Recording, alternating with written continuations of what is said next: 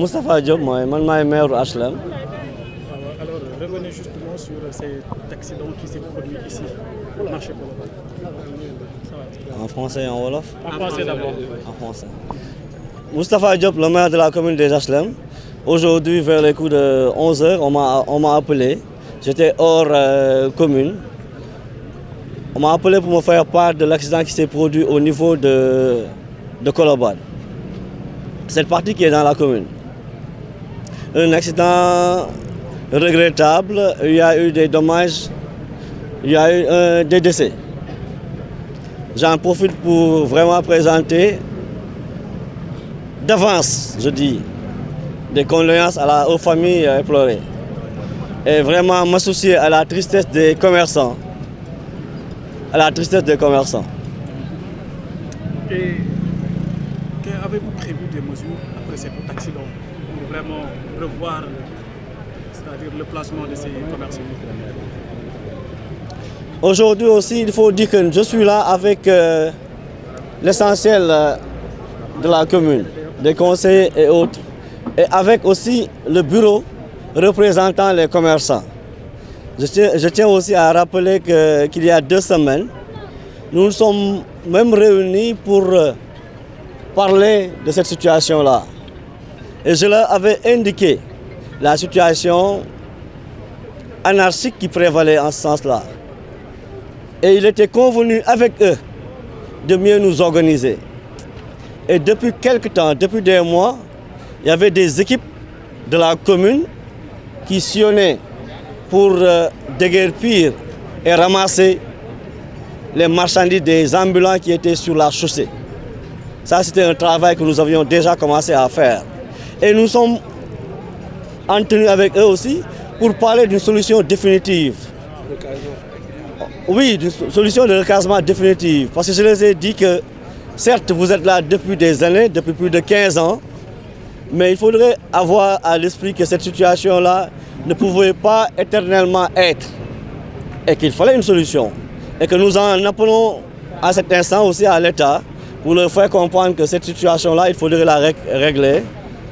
et qu'il faudrait un site de recasement. Parce que ces commerçants-là sont les pères de famille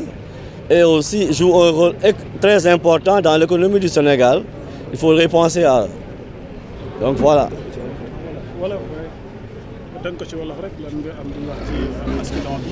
Man le maire Moustapha Diop, maire commune HLM, li nga xamé xew na fi tay ci suba ay cours de 11h mu nek suñu commune. Ñu ñëw fi gis accident bu metti. Ñuy tambalé nak suñu cadeau pour jaale par avance mooy ñi nga xamé danaka ñoo ci lor. Parce que dégg naa ne am na ay décès. Di wax aussi commerçant yi métit bi xam ne moo leen dal ñu ngi koy bokk ak yéen parce que ñëw nañ fi ànd feex waa mairie bi le secrétaire municipal bi aussi même riverains yi parce que léegi ñi ñu ngi fi gis délégué de quartier yi donc waa HLM ñi nga xam ne tamit fii lañ dëkk ñëw nañ pour bokk ak ñoom métit bi di wax rek ne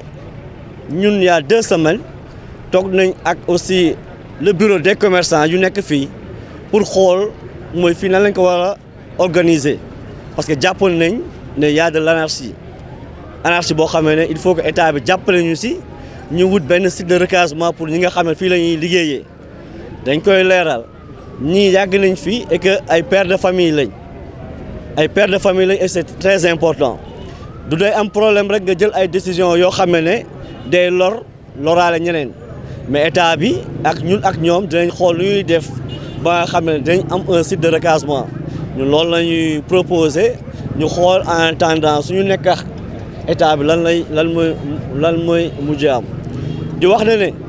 on a toujours dit aussi ak ñoom que ne fii mënul wëy parce que si tronçon wu tali la ñoom tamit xam nañ ko yaakaar naa ko et que ñoom lu ñuy ñaan daal ak ñoom lu ñu bëgg rek moo ñu nekk fenn foo xam ne mën nañ fa liggéey normalement et que jàpp naa la aussi loolu yoon la. jërëjëf. asalaamaaleykum kilifa gi ñu ngi leen di. waaw maa ngi lay fay. tur bi nan la. man Pape Cissé. Pape Cissé waaw. nga ñu jot a wax li jot a xew fi nga xamante ne moo di marché Colobane. waaw li fi xew de ñu ñëw gisandoo benn camion daal moo jógee ci autoroute bi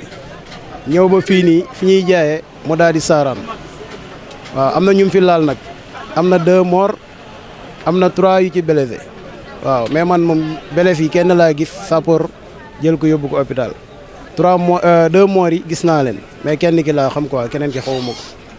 waaw. ban heure la. ay booru 9h yooyu rek waaw 9h 10h waaw ay 9h 10h yooyu ci suba gi nii tey waaw. camion bi da doon daw vitesse wala. da doon daw vitesse la ñëwee vitesse man foofu noonu camion bi fee mu taxaw ne suma place la man fee lay jaayee mais fekkuma fa suma rakk yi la fa fekk dama génnoon dem dégg ji bi ma ñëwee toogaat naa fa sax mais toog bi yàggul dama toog tuuti rek seen jaaykatu ataaya bi dem di jënd ataaya foofu noonu fi ma jëndee ataaya ba noppi rek ci laa seen camion bi bi daal di ñaay place yëpp man bi camion bi di dugg ci place yi maa ngi toog jàkkaarloog moom. maa ngi toog jàkkaarloog camion bi. sarak yooyu ba camion bi laalu. non laalu si kenn. laalu si kenn ñi fi laal moom ay jaaykat leen mais ñooñu dañuy ñëw di jënd dem jaayi waat quoi suñuy client lañ dañuy ñëw bu ñu ñëwee ñu jaay leen bagage ñu dem jaayi waat waaw mais xam nañ leen. genre yi yàgg na fi di am wala mi ngi fi soog a am. non man nag am na 2 yoo xam ne fekk na ma fi quoi benn bi Ndiaye Ndiaye la woon benn bi camion la woon comme bii mais ci extension bi fee la woon waaw. lan ngay conseil ñi nga xamante ne ñooy jaay ba pare te nekk si pegg tali bi. loolu nag moom li ma leen di conseil moom conseil bi moom ñun dañoo amul doole moo tax mu ñu ñëw conseil kenn man daal li may wax mooy damay ñaan laa sañ a def mooy ñi nga xam ne ñoo nekk ci état bi te nekk suñuy kilifa waaw nga xam ne doole ji ñoom la ko yàlla dénk ñoom lay ñaan ñu jàppale ñu yóbbu ñu ci place bu baax foo xamante ni moom daañ fa mën a nekk suñu xel di dal waaw loolu daal. chauffeur bi anam. non chauffeur bi moom man jotuma koo gis parce que man chauffeur bi oto bi mu saaraanee fi mu taxaw même pas 2 minutes ci la ko mboole mi wër ba foofu noonu ci la ma chauffeur bi réer quoi gisatuma ko. dafa daw wala. waaw dafa daw. waaw. ñi naan dafa daw ñi naan dafa sauvé boppam dem gendarmerie lan nga wax ci loolu. waaw daw la rek parce que lu mel ni soo ko defee ci biir mbool il faut nga daw jéem a sauvé sa bopp man mi su nekkoon man la damay jébal sama bopp gendarmerie parce que fii am na fi ñoo xam ne ñi nga àndoon a àll boo xam ne buñ ko gisoon dañ koy rey waaw parce que li mu def dafa ëpp chauffeur bi nag xaw ma sénégalais la xaw ma malien la.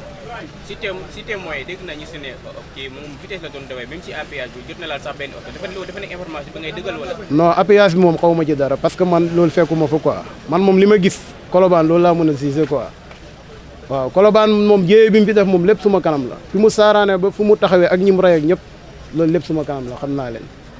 waaw. sànq dégg nañ sa kàddu ngeen ne dafa saaraan ba taxaw sa digg place dafa am lu mu la yàqal wala. waaw yàqal na ma waaw parce que man ay yére lay jaay oto bu tool nii nga xam nga ne su tasaaree place moom dina yéeg ci yére yoo xam ne yooyu moom dootoo ko jaay yére yooyu moom yàqu na waaw. la ngay conseillé chauffeur yi aussi. chauffeur yi daal moom li ma leen di conseillé moom bu ñuy dawalitee ba jub marché fu public nekk nañ tegg seen tànk daw ndànk quoi waaw leen di daw ndànk quoi parce que fii des fois am chauffeur yoo xam ne niñ fiy jaaree dafa ñaaw trop waaw li ñuy dimbale sax mooy fii nii dafay faral di am embouteillage bi daal moo ñuy xaw a sooyee quoi mais su nekkoon tali bu libre moom lii dina fi am bataay mais heureusement fii libre waaw xëy na tey sax samedi bi nii moo tax mu xaw a libre ni mais bu fekkoon nekkuloon samedi bi moom mun na bañ a dal jaaykat yi xanaa kay mënuma oto mi lay bëgg quoi waaw. xaw waat marché bu baax a baax ba am kàddu yoo xam ne moom lañ ci tënk loolu itam ci la ñu nekk ba léegi ndax xam nañ ne mbooloo mu toll nii fu mu nekk loolu lépp itam ñoo ngi ci woon kon daal loolu mooy li nga xam ne rek mooy li xew tey ni ñu ko waxee rek fépp lay xewee moom fépp lay xewee duna fii rek lay xewee da nga koy dégg ci autoroute bi da nga koy dégg ci quartier yi da nga koy dégg ci yoonu suuf yi fu ne la oto di saaraane néew na nga xëy wala nga dugg semaine ba génn ca dégg oto bu saaraan fan la saaraane ca autoroute ba fan la saaraane ca quartier ba fan la saaraane ci route nationale ba kon li xew fii fépp lay xew léegi nag ñun matuwaay yi nga xam ne mënu wér a jël naka jekk moom ñun diirub mën naa ne 15 ans yi jamono ji nekk ñi ngi xool di organiser wu ba une semaine moo ci mujj ñu waxtaan ci ak monsieur le maire ba am na yoon yu ñu teg yoo xam ne mën nañ fee jaar ba mbooloo mu toll nii itam fu ñu nekk il faut ñu am foo xam ne danañ leen fa organiser ngir maanaam seen mission mën a continuer te kenn du lool loolu mooy li nga xam ne maanaam ñun moo ci suñu xalaat. ñi nga xamante ne ñoo si jot a ñàkk seen bakkan nekk ay commerçant xamante nga ak ñoom ak ñi nga xamante ne aussi ñoo blessé yan rapport nga am ak ñoom. waaw kay jërëjëf man bi mu am sax yàlla dogal na man damaa fekk man ma génn dañ maa woo ma ñëw ñi nga xam ne ñoo ci faatu it xawma leen ndax dafa mel ne client yi doon jënd la yoo xam ne dañ doon jënd la noonu la demee ñooñu kon xamaguma leen ñi ci blessé itam xamaguma ci kenn en tout cas daal am na ay blessé am na ñaar ñoo xam ne it ñàkk nañ ci seen bakkan ci jamono yi mu xewee loolu itam ñoo ngi leen di masawu ñoom ñëpp seen i bokk di ñaan yàlla yërëm leen kenn ku ne ak fa nga xam ne fa la suñu borom ne fa la sa bakkan di rote rek waaw kenn ku ne fa sa bakkan di rote moo xam ci jaww ji la moo xam ci géej gi la moo xam fu maa doon ndax boo xoolee luy tolloog ay ñaari weer ci ginnaaw mën nañu dëj national lañ nekk lu ko waral ñaata personne ñoo xëy di deeandoo ci biir géej gi ci accident kon accident fu ne lay xewee loolu daal mooy li nga xam ne mooy li ci nekk en léegi nag bu ñuy jàllee dana gën a toogaat ak monsieur le maire gën a waxtaanaat gën a organiser waat ba matuwaay yu ñu war a gën a jël ci marché bi jël ko incha allahu rabbi. yéen ñi faral nekk fii li fi am nii daan na fi am wala c'est la première fois bu am. lii kay dirub 15 ans fukki at ak juróom man maa ngi fii lii guléet mi ngi door a am te oto bi ma nga saaraane ci autoroute ba xëy na chauffeur bi daa yor koo xam ne xelam gudd rek waaye kon sax dana jël lot ci oto càmmoñam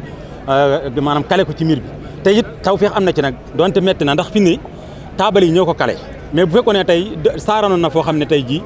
doon taabal yi dana rey mbooloo mu bari ndax taabal yi moo ko kale aussi itam moo tax yëgul ci kër yi mais ci kër gi la jëman ci kër yi la jëman mais bi mu ñëwee ba dugg ci kii bi ay gone yu góor ñoo fi nekk ñëpp dañoo tisaaroo daw naka noonu taabal yi kale ko mu taxaw moo tax mu taxaw fii mais bu dul woon loolu mu doon ay foo xam ne ab quartier la nii wala ci route boo xam ne mbooloo ñoo fa nekk te doon ñoo xam ne farluwuñu wala taabal yi kale ko kon ci kër yi la jëm kon metti na waaye loolu itam tawfeex la ci joo xam ne damay wax toujours ne loolu itam sécurité la ci. benn kàddu ngay dégg commerçant yi nga xam ne ñoo fi nekk ñoo fi jaay ñoo fi daan seen doole pour ñu mën a jël seen propre sécurité le temps ñu leen di utal ay sites de rotation. waaw kay jërëjëf loolu moom naka jekk ñëwee ci woon jamono ju nekk dañu leen daan wax ne leen na ngeen gën di organiser wu gën di defarwaat bañ naa ko ba dañu wut ñaari agent yoo xamante ni dañ leen fay ñoom ñaar kenn ku ci nekk 75000 kenn ki sax fan yi liggéeyam daa ñàkk a dox bañ dàq ko waaye kenn ki moo fi nekk waaye ñaar lañ ci jëlan ngir lan ngir maanaam muy organiser trottoir bi ngir rek maanaam bañ a lor kenn bañ a amel kenn àq bu ko defee ñëpp mën di jàll normal aussi itam liggéey bi di continuer